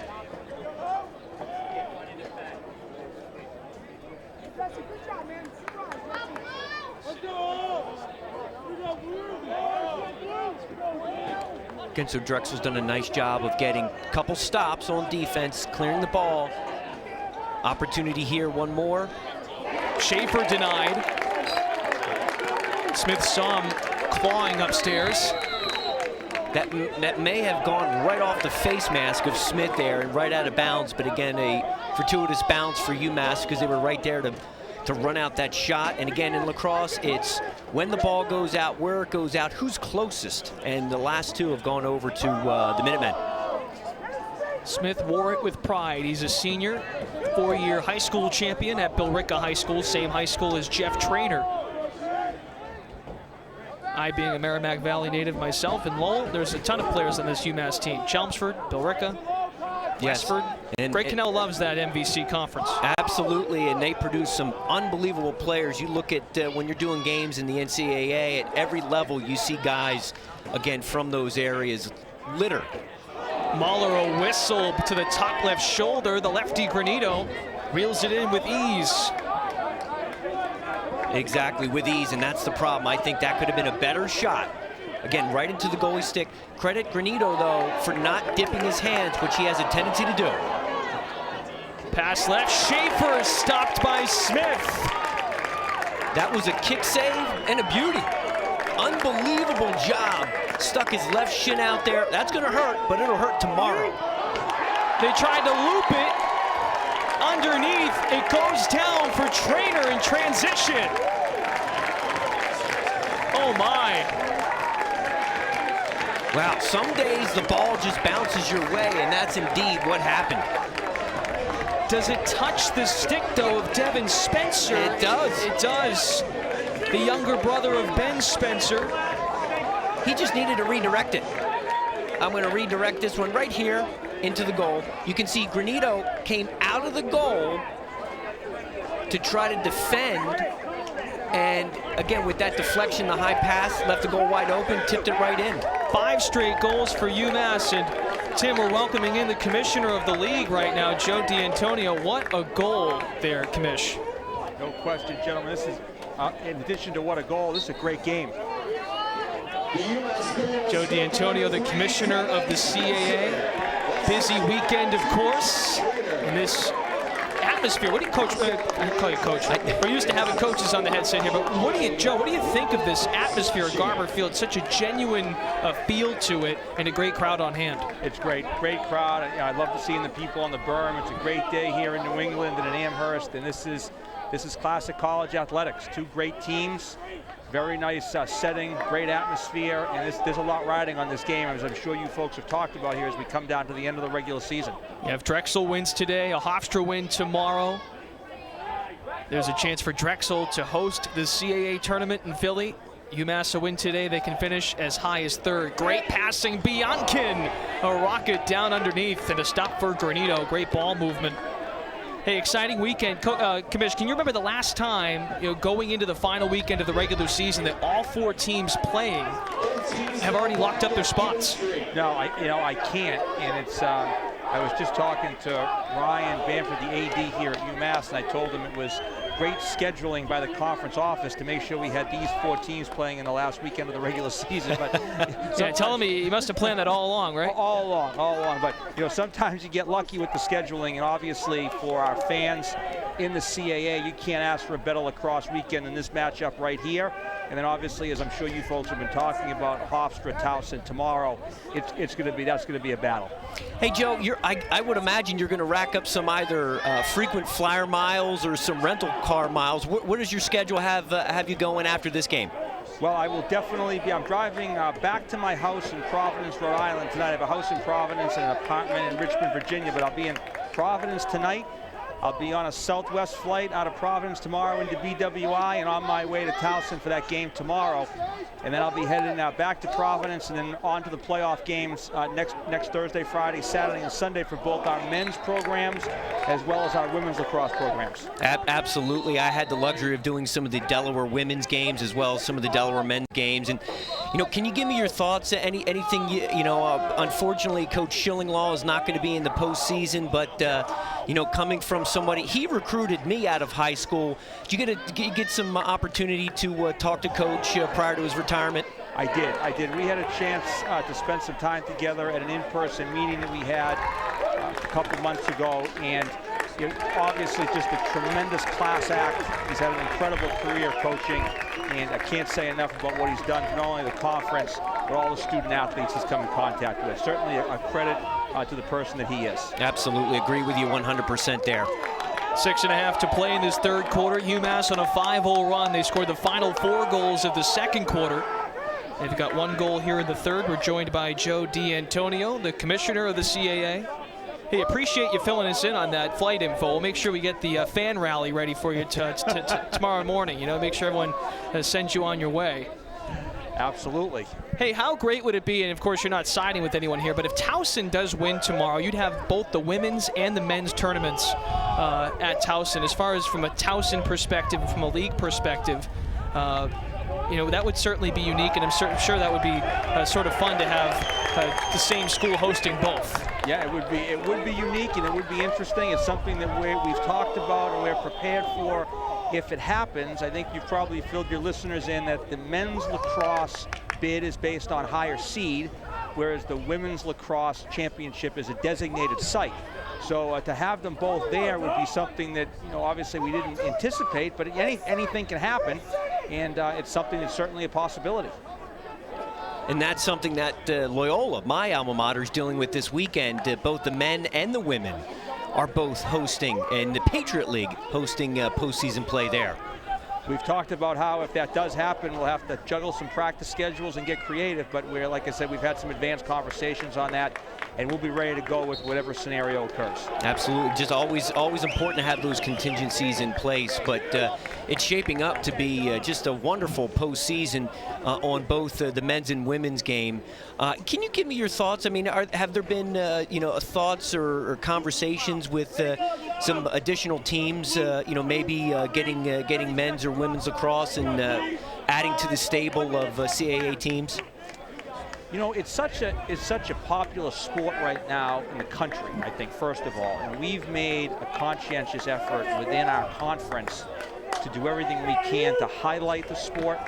It's certainly made for television. It's made for excitement. Our partnership with you folks has been a great two-way street, in my opinion. We certainly appreciate everything you're doing for us and love having you folks as a partner as we try to expand this brand. But when you talk about adding sports on campus, there's a lot that goes into that. There's Title IX implications, there's expense implications, there's facility implications. So there's another goal by UMass. They're hot right now. They are. Biankin makes it 6 in a row for the Minutemen. It's now 10-5 UMass. So, just going back to that question, there are so many things that you have to take into consideration that it'd be tough to say right now to you and the listeners that somebody's going to be adding the sport, but I think the popularity of the sport just puts it on everybody's radar, and it's something that I would not rule out as we go forward. Great. No, I appreciate that, and you definitely hit the nail on the head right there. It is a sport that's growing. Whether it's Florida, Texas, California, you look at the rosters, even with teams that are out here and they're coming from the Midwest. It's just, as you said, it's a great game. It's wonderful to watch in person and on TV. So, wonderful partnership, and we so appreciate. There you go. Jesse Long has 4 goals. This freshman is on cloud 9 right now. He entered the game with 4 goals all season. He's got 4 in this game alone. It's great. I love this time of year because you're going to find who's going to step up. And with UMass, again, with a fairly conservative offense, it's a matter of who's going to step up each game from game to game, and clearly that's something they've done. Kind of surprised here that Coach Volker didn't call a timeout just to settle the troops down, but he's just letting this one play out. 7 in a row for the Minutemen. Hey, Coach, geez, I keep calling him Coach. CAA Commissioner Joe. He's the coach of the CAA. Sure, exactly, right? So Joe D'Antonio, we'll get you out on this. What is the one thing when you get to the end of the season, especially and specifically for lacrosse, what's the one thing you look forward to most, whether it's just seeing the excitement from the schools, or what's one thing that just stands out when you go into that Thursday and Saturday next week? Well, I think the thing that stands out to me is we're trying to provide the best possible experience we can for our student athletes as we get into a championship event. And some of them are going to win that championship and have an opportunity to go on to the NCAA tournament. Some of them, we hope, may get an automatic bid. But for those that don't go on to the NCAA tournament, that's their final games of the season. We just want to make sure that they have a special experience and a great event, and take something away and say, you know what, this was a really big deal, and we were very fortunate to be here. Joe, thanks so much for your time. We appreciate it. Go enjoy the rest of this great one. All right, guys, and thanks again for you guys for being here and for all that Lax Network is doing for the CAA. We appreciate the partnership. We'll see who wins the race tomorrow down to Towson. Okay, sounds good. Thanks, guys. UMass on top, 11-5. Thank you very much to the CAA Commissioner, Joe D'Antonio, who just joined us for most of this third quarter. They haven't missed much on the UMass side. They've continued to dominate this third quarter, and Drexel has yet to score in this frame. Exactly. It's been a carbon copy so far in the third stanza of what happened in the second. I think the commissioner made a great point about, obviously, hopefully you get the automatic bid. Maybe you get a second at-large bid, but for many of these teams, it's going to be their last, those seniors. I remember my last game as a senior. We lost in the playoffs to Johns Hopkins. And so, again, I think they've done a great job, again, getting the game on television, getting access, mixing it up. And it's I think it's probably, right now, probably the third best league in terms of lacrosse on the men's side. I think Big Ten and ACC are 1 and 2, but I think the CAA for sure has the number 3 spot locked up. And these are just, again, great rivalries, great games, and great coaches. O'Donnell gets it outside. Frazee off the mark left. They again, Drexel trying as much as they can. They just can't. They're not even getting shots on cage, and when they do, DJ Smith has played unbelievable so far. Very acrobatic. He's used his toe, great kick save. That could be a Sports Center save right there. That one, again, I think right off his face mask. He's taken 2 off the noggin. That's why we wear helmets. But he's just doing a nice job being in the right position. Frazee, another shot attempt. He's got 5 today. King has 5. Drexel has yet to score in this third quarter, coming up on 90 seconds to play in the frame. UMass on a 7-0 run, 4 goals to end the second quarter, and a 3-0 advantage in the third. Some crisp passes here. Schaefer feed middle. Bowering caught off guard, behind the back flick. No good, flags come in. Tyler Weeks picked it up. He has some words for Marshall King. UMass is starting to really feel it here at home. We'll get a look at what these flags will lead to. Looks like Bowering catches one, gets off a behind the back shot. Again, from the Canadian right here. Feed inside, catches it. Thank you very much. I'm going to put this right behind. Save. What a great save by Smith. And then he gets, again, that is in the neck area, up in the neck. Great call by the officials to see that right after. That was a bang-bang play, happened really quick. Again, got him up high, and that is just a no, that's going to be a 1-minute penalty. It will be McDonough, sophomore, who's already scored a goal today, long stick midi. Drexel on the man up for the 2nd time today. 4th time today, I should say. They have the top man up percentage coming into action. You like McDonough's aggressiveness, but you just cannot hit up high. Again, with the game, how it's being officiated, anything up high is going to be called. Frazee mishandles, and the ground ball comes down to Valenza. The defenseman is in stride. Leaves it off with 40 seconds. A third quarter dominated by UMass. Drexel has not scored a goal since the 5:49 mark of the second quarter. So, yep, coming up on like 21 minutes or so without a goal here. It is. It's been a dry spell for sure. But credit UMass there. Again, that was one of the keys going into the second half was, if you're going to get penalties, be careful, because Drexel is potent. They did a nice job on that man down situation to kill off that penalty. That minute breezed by. 15 seconds to play in the third. The two Canadians play off one another. Schaefer and Bowering. Now it's the Virginia native, Frazee. 3 seconds, he doesn't know it. He does not. Frazee gets smothered by Paparo and Valenza. They sandwich the Drexel attackmen. 7-0 run going back to the midway point of the second quarter. UMass up 11-5 on Drexel. We'll head to the fourth quarter. This is the CAA Game of the Week on Lax Sports Network.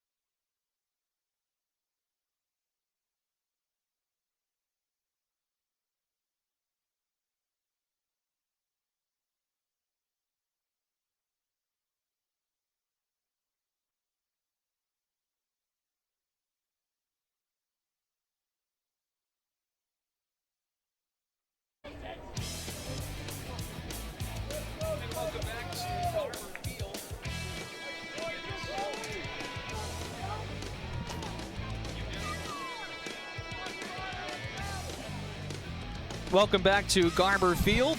UMass Amherst is the site. There's Greg Cannella, the head coach of the UMass Minutemen in year 23. Speaking of head coaches that have been around a long time, 39 years for Bob Schillinglaw. It's his final game as a head coach tonight against Fairfield. Two teams not in the CAA tournament, but Bob Schillinglaw's last game coming up after this one at 7 o'clock right here. CAA Game of the Week on Lacrosse Sports Network. Tim McGeaney and Brendan Glasheen back with you here at Garber Field. Thanks for joining us. We had Joe D'Antonio, the commissioner of the league, with us. And start of the fourth, UMass on a 7-0 run, Drexel scoreless in that third quarter. What do you think Coach Volker's telling his team to sort of get things rolling in this fourth quarter? Maybe to wake up. I think, and I can see, I know I played for Coach Volker in the MLL with the Bayhawks when he was a coach, and he is all about lacrosse IQ. And right at the end of the third, they didn't realize that there were under 10 seconds left, and literally the clock ran out on them. So those are the little things, the little mental lapses where they let an opportunity, again, slip by, and there another goal. And it's just, UMass is just playing probably the best, at least 2 quarters we've seen them play so far this year. Jake Lisoskis, his first today. He gets a crack at it. 4 goals now on the season. Well, the sun has started to pretty much set, mostly cloudy now, and the chances of Drexel being the #1 seed for the conference tournament, their chances are also setting here at Garber Field in Amherst. UMass averages just over 8 goals a game. In the 4 games they've scored more than 10, they've won all 4 of them, and they won against Drexel 9-6. And your key today was who gets to 10 first, and if UMass can do that, they're in good shape. Absolutely, and they sure have. They have just, been on fire. I love this version. Watching UMass on tape, again, very deliberate offense, but just the growth of some of the underclassmen has been fun to watch. And you know what? If you get a hot goalie and you start to win some face-offs and you put it all together, they can make a run into the CAA. And again, if it's going to be wide open next weekend, it's going to be a lot of fun to watch. The Minutemen win today, they would be the 3 seed. No chance of getting higher than that. Marshall King, a bounce shot, falling down to the turf. He shows his frustration. Coming off the mark there. King has 6 shot attempts today. He's more of a facilitator for this Drexel offense. And I think there was a great opportunity there. It's the second time he's done it. Little back cut, gets a step on his defender, just couldn't put it home. I think just kind of whipped it wide, and he showed his frustration again. But body language, and I'm sure that's what Coach Volker is going to talk about, is just simply body language. Again, another, I don't know if that was off the pipe, but I'm going to say, as a former goalie, that was a save. That's going to be DJ. He got a save. He got a left foot on that. I'm going to give him that one. DJ Smith with 11 saves today. Double-digit saves in 9 of UMass 13 games this year.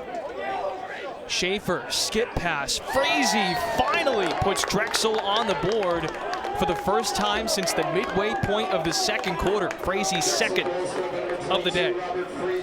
And one thing I noticed right away, looking at the Drexel bench, they look like they've already lost this game, and that's not good. Again, nice job here. This is a tough save. Uses defenseman as a screen, puts it to the off-knee side, and it looks like Smith's a little shaken up, probably all those shots to the knee and the foot, but he's played phenomenally well. What I want to see here is, what do you control as a player? You control what your attitude is, what your effort is, what your body language is, and how you respond. And again, I'm seeing the Drexel bench, and they're just not into it, and that's not necessarily a good sign. They've been here before. Just going to say, do they remember what they did a couple weeks ago to the #2 team in the country in Hofstra? So this is not uncommon. You don't want to be in this position, obviously, but they've done it before. There's no reason why they can't do it again. Right now down 6. The deficit was 10-2 in the third quarter at one point. 6 goals here with 12.5 to play in regulation. And they did that against probably one of the premier goalies in the country as well. So another Jack. Yeah, and exactly. They can make this happen again. Just get a stop, get possession, get another goal here, and just start chipping away. That's all. Jack Concannon, if you didn't hear the news in the CAA, Jack Concannon and Josh Byrne, both of Hofstra, on the Tewaaraton semi-finalist list. Both are representing the CAA proudly. They'll be in action tomorrow against Towson, right here on Lax Sports Network. Friedman comes up empty. He whistles one by the cage. Friedman, just a sophomore from Malvern, Pennsylvania. 1 goal on the season. I think Concannon, I think Benny Pugh out of Richmond are probably 2 of the best goalies in the country this year. Both are on the Tewaaraton watch list as well, and much deserved.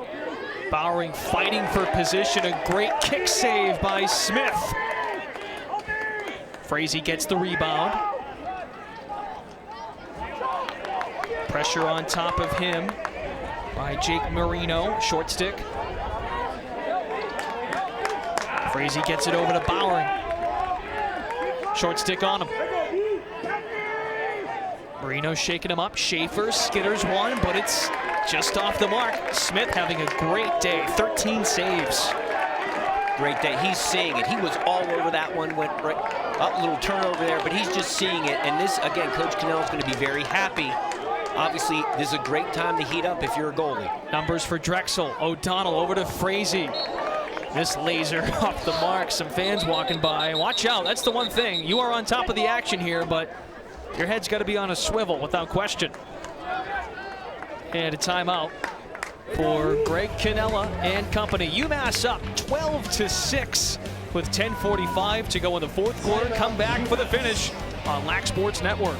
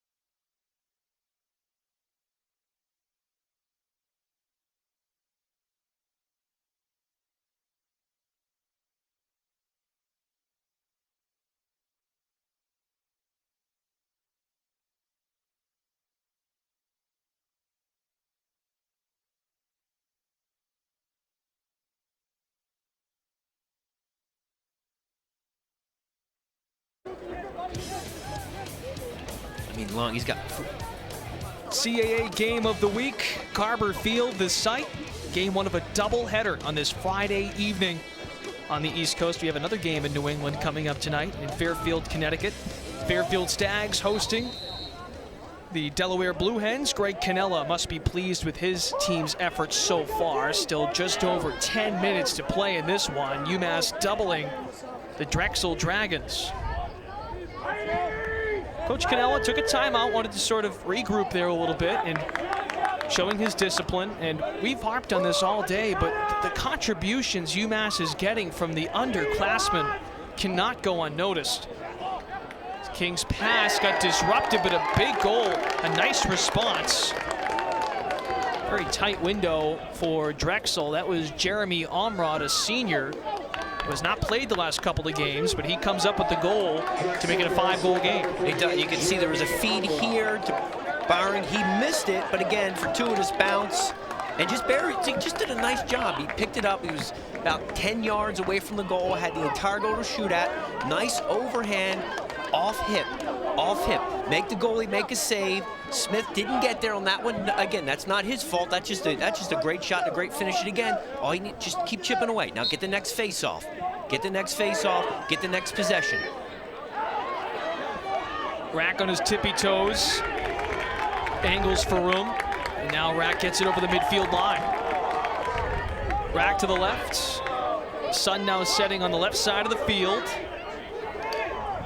There's a man that nearly gets trapped middle on the pass by Consoletti. That was John Tierney. He's a sophomore, getting some game action here for UMass. So after a 7-0 run for the Minutemen, 2 in a row, Frazee and Omrod for Drexel.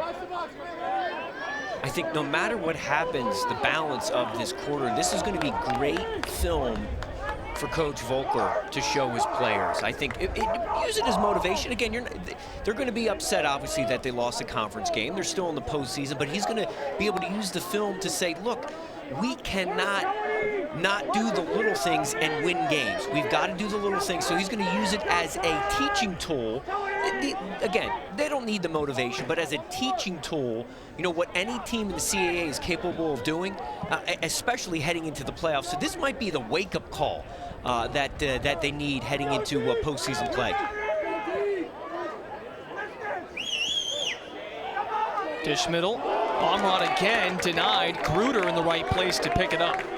You know, and off your point there, talking with Coach Volker a couple weeks ago going into that Delaware game, he had said, we don't want this win over Hofstra to define our season. And one thing he likes about this team, one attribute that separates teams he's had in the past, win or lose, we are not letting individual games define our season. So whether it works both ways, a victory or if they don't come out with a comeback win today. Absolutely. And again, I thought the Delaware game was going to be the trap game. I guess this one turns out to be the trap game. But again, I think that just goes to show you, because Coach Volker, who in his own right is in the National Lacrosse Hall of Fame as a player. So he's played at every level. He's coached at every level.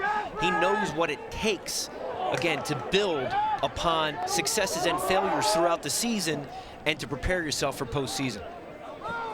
Schaefer double teamed off the dish from King. Now they go middle. Bowering reaching after it. Frazie's got it back. Friedman shoots and scores. Okay. Chris Friedman's second of 2017. Make it 3 in a row for Drexel in a 4-goal game with under 8 to play. Absolutely. And again, Drexel, they're great ride there. Get head up always, which is great. Use the screen right off of that left pipe and in. Again, wonderful placement. Just make the goalie make saves. That's what you need to do. And again, especially when you come up with a hot goalie. If he makes those saves, those kick saves he's been making, credit to him. But again, when you get your opportunities capitalized, Drexel can make this a game. They, obviously, what they've just shown and scoring the last 3. Big one for Friedman. Transfer from Hartford of the America East. His brother Will playing a big one against Loyola this weekend. Will plays for Holy Cross. Yep, that game started at 4:30. Again, Loyola was the host. Looks like we've got a timeout coming up here. Drexel. Drexel wants to talk. Coach Volker and company after a quick 3-0 run. Yeah, don't forget, top of the hour, 7 o'clock, Bob Schillinglaw's final game as the head coach of the Delaware Blue Hens. He's just one of 7 head coaches in Division I to have won more than 250 games.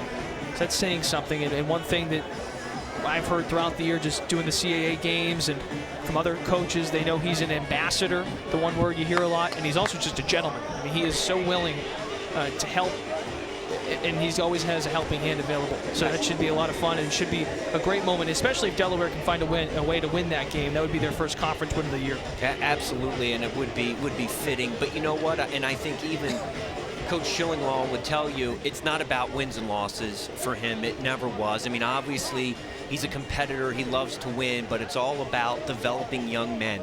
And to a man, every Delaware grad I've talked to loved their experience with Coach Schillinglaw. When he started 39 years ago, there were only 2 youth programs in the state of Delaware, which is surprising considering it's situated right in between 2 hotbeds, traditional hotbeds in Baltimore and New York. And now there are over 60. And he's had a lot to do with that. He started the U.S. Lacrosse Delaware chapter, and he will take time out of his day to talk to anyone that wants to know about Delaware lacrosse or wants to talk about the game and the growth of the game. And as you said, he is just a wonderful ambassador for the game, and he'll be missed. About midway through this 4th quarter, UMass by 4. The lead was once 7 goals, 12-5. Score was tied with about 6 minutes left in that 2nd quarter. 4 goals to end the 2nd, going into halftime, and then 3 in that 3rd quarter. Drexel goes scoreless. They've already scored 3 here in the 4th. You got O'Donnell on the invert behind. You get rid of it quickly. Great pickoff there. Transition, potential for a 4-on-3. Here's Consoletti after the dish from Weeks. UMass wants to run some clock as we approach 7 minutes to play. Exactly. I think that was a great decision there. Yes, they had a 4-on-3 potential, but again, that was just smart lacrosse. Just about 7 minutes left to go, 4-goal lead.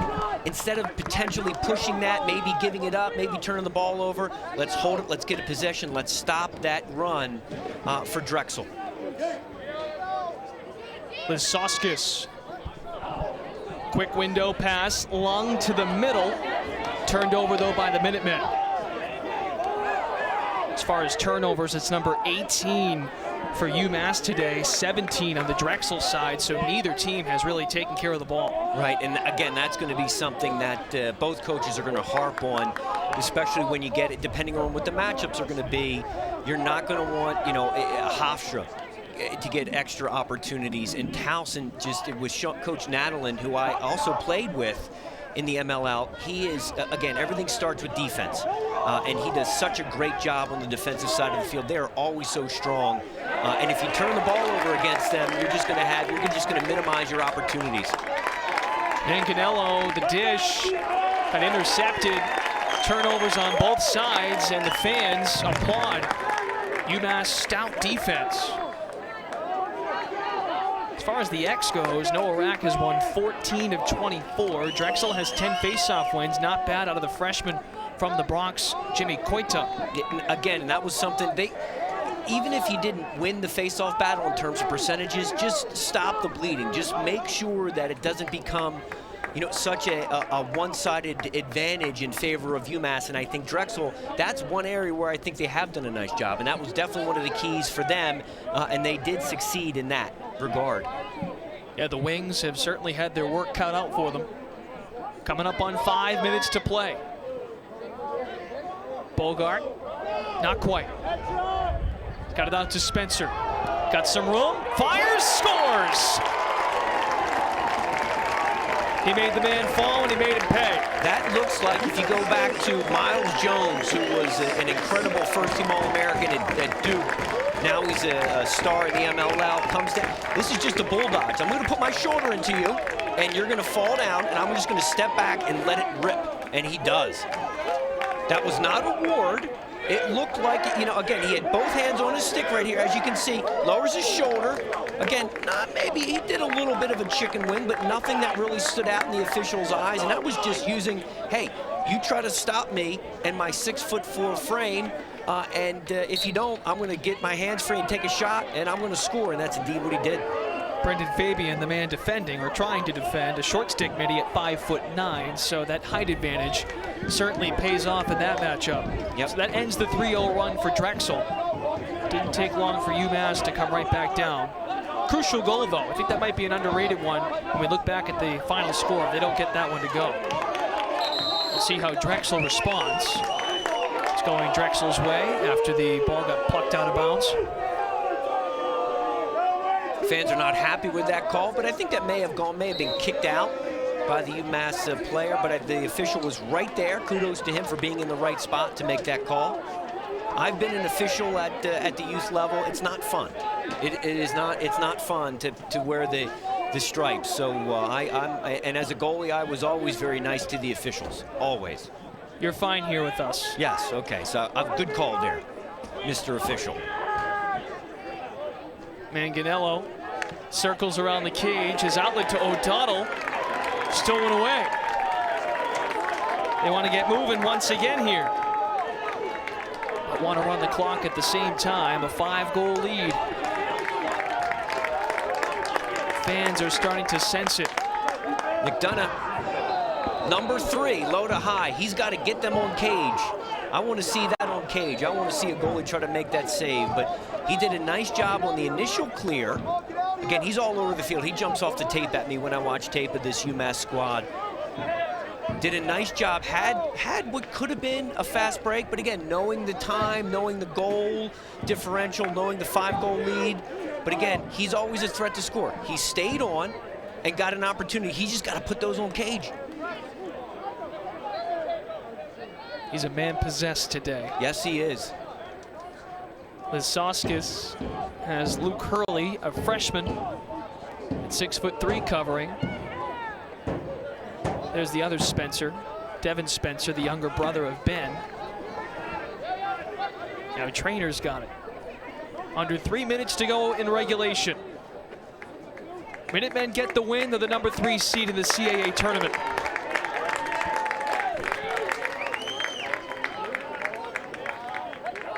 Trainer all the way to the house. A stop for Jimmy Joe Granito, just saved number 7 today. Normally, the numbers you see on the scoreboard right now would be flipped around if Jimmy Joe is up in double-digit save range. Not the case today. And again, that was one of the keys. You know, you can't rely on him to bail you out every game. Because there are some games when goalies are just not, maybe they don't see the ball, maybe they don't get in a rhythm, maybe a couple soft ones go in, whatever the case may be. And that's why I think coach is going to use this film to work on tightening up that middle of the field. They need to do a better job of tightening up around the crease, not giving up those easy and uncontested goals. From the looks of it, Brian Volker has emptied the bench a little bit. This is Nick Fox who has it, number 7. UMass staying strong, swarming defensively. Here's Weeks, the defenseman. Consoletti, nice pass, the shot good! 5-goal game for Jesse Long, the freshman. Great finish here, obviously. Again, as you had mentioned, looks like we've got Ralston in goal for the Dragons, but that was just a great finish. You'll see traditional form, great skip pass right there, little dip and dunk. That was old school, dip down low, dunk it up high, excellent finish. Another great angle right here. You can see the goalie stick all the way down to the ground, leaving the entire top quarter of the goal wide open, and he dumps it right home. Great finish. Rude awakening for Ralston. He's got a hot freshman against him. Both freshmen. Ralston a freshman. Jesse Lung. 4 goals all year coming in. He's got 5 in this game. I think he might be. I think he might be player of the game. We'll see. 2 weeks ago, when we were here during the Easter and Passover weekend, Jeff Trainer sort of came into himself for the Minutemen. He's a player we previewed today. If Greg Cannella just keeps cranking out these young players, the CAA tournament could be a lot of fun. Who knows who will step up, but there's been many underclassmen that have shown up today for UMass. I think the UMass defensive group also has done a great job. I mean, keeping Drexel, into single digits, but also DJ Smith has probably played his best game of the year tonight. So you put all that together, you get over 10 goals, solid team defense, great goaltending, 14-8 lead with 1 minute to go. Got a timeout on the field here. So a 14-8 lead. Greg Cannella takes a timeout. So with a minute to go and UMass leading 14-8, we get another look at these playoff scenarios. So Towson, Hofstra, noon Eastern tomorrow. Hofstra's got a chance now to be the number 1 seed should Drexel lose this game, down 6 with a minute to play. Drexel can still finish as the 2 seed if Hofstra wins, so Hofstra would be the 1, Drexel the 2, and then Towson would go down to number 3. Oh, pardon me, Towson actually beat Drexel earlier this year, so that would not be the case. So Towson can still be the 2, and then Drexel would drop down to 4, I should say, and then UMass winning today would be the 3 seed. 3 seed, exactly, and I think tomorrow's game is going to be great. It's going to be for who wants to host. That's what's on. Who wants to host? Who wants to host the postseason? And that's again, that's going to be a lot of fun to watch. And most likely those teams will. Chances are those teams will probably face off again next week. But again, that's the beautiful part about the league play, the tournament play, the automatic qualifiers. It's great, and clearly this game today meant a lot to both teams, and UMass has just played a phenomenal game from top to bottom.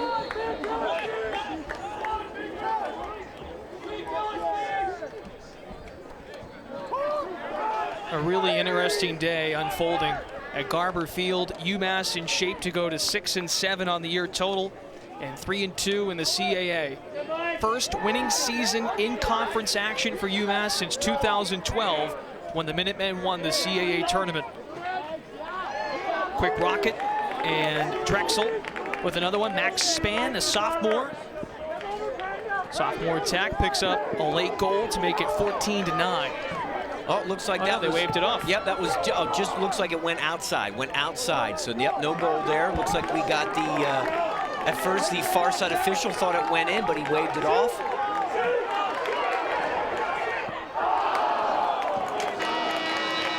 They were trying to help out Joe Romano, a senior, who got some final minutes. UMass picks up the win, 14-8 over the Drexel Dragons. UMass is the number 3 seed in the CAA tournament. A big win here today for UMass. They really controlled this one from the second quarter on. They sure did, and it was a fun game to watch. You know, if you were a UMass fan, because they came to play both offensively and defensively, and they really loosened things up. Hey, for Tim, Brendan Glasheen saying so long. We're now going to toss it out to Fairfield, Connecticut. The Stags taking on the Delaware Blue Hens. Final game of Bob Schillinglaw's coaching career. Thanks so much for joining us on Lax Sports Network.